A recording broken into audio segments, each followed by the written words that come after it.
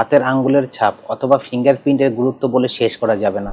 যেমন হাতের আঙ্গুলের ছাপের ব্যবহার এখন বর্তমানে বিভিন্ন জায়গাতে করা হচ্ছে। যারা মূলত কেমিক্যাল নিয়ে বা কেমিক্যাল হ্যান্ডেলিং করে তাদের ক্ষেত্রেও হাতের আঙ্গুলের ছাপ হারিয়ে যেতে পারে।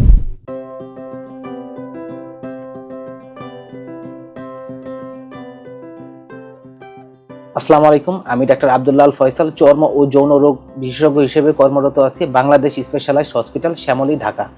একজন মানুষের পার্সোনাল আইডেন্টিফিকেশনের জন্য হাতের আঙ্গুলের ছাপ অথবা ফিঙ্গারপ্রিন্টের গুরুত্ব বলে শেষ করা যাবে না, কারণ ফিঙ্গারপ্রিন্ট ইউনিক এবং পার্মানেন্ট। প্রতিটি মানুষের হাতের আঙ্গুলের ছাপের প্যাটার্ন ভিন্ন হয়ে থাকে, এমনকি যমজ বাচ্চা বা যমজ ভাই বোনের মধ্যেও হাতের আঙ্গুলের ছাপের প্যাটার্ন ভিন্ন হয়ে থাকে। আর এই হাতের আঙ্গুলের ছাপ যখন হারিয়ে যায় তখন একজন মানুষ বিভিন্ন সমস্যায় পড়তে পারে।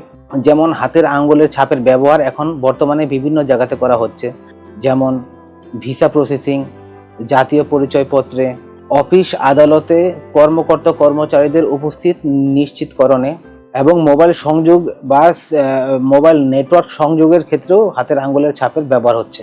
এবং আমাদের এই হাতের আঙ্গুলের ছাপ বিভিন্ন কারণে নষ্ট হয়ে যেতে পারে। তার মধ্যে অন্যতম একটি প্রধান কারণ জেনেটিক কজ, যেটাকে আমরা বলি অ্যাডার্মাটোগ্লাফিয়া। এখানে হাতের আঙ্গুলের ছাপ পার্শিয়াল অথবা কমপ্লিটলি অ্যাবসেন্ট থাকবে। অকুপেশনাল অথবা পেশাগত কারণেও আমাদের হাতের আঙ্গুলের ছাপ হারিয়ে যেতে পারে, যেমন কেমিক্যাল ইন্ডাস্ট্রি, গার্মেন্টস ওয়ার্কার অথবা সিমেন্ট ওয়ার্কার।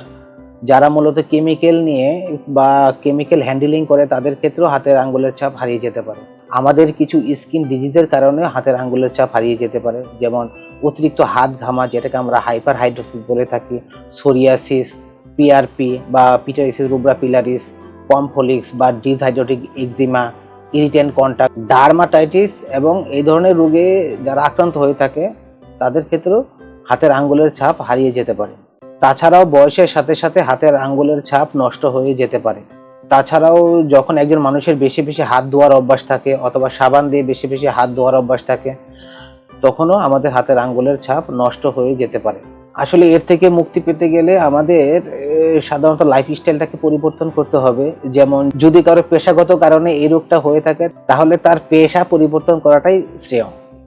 পাশাপাশি যদি কারো বেশি বেশি হাত ধোয়ার অভ্যাস থাকে বা বেশি বেশি সাবান দিয়ে হাত ধোয়ার অভ্যাস থাকে তাহলে তার সেটাও পরিবর্তন করতে হবে এবং একজন বিশেষজ্ঞ চিকিৎসকের নিকট শরণাপন্ন হওয়ার মাধ্যমে এই রোগ থেকে মুক্তি পাওয়া সম্ভব। ধন্যবাদ।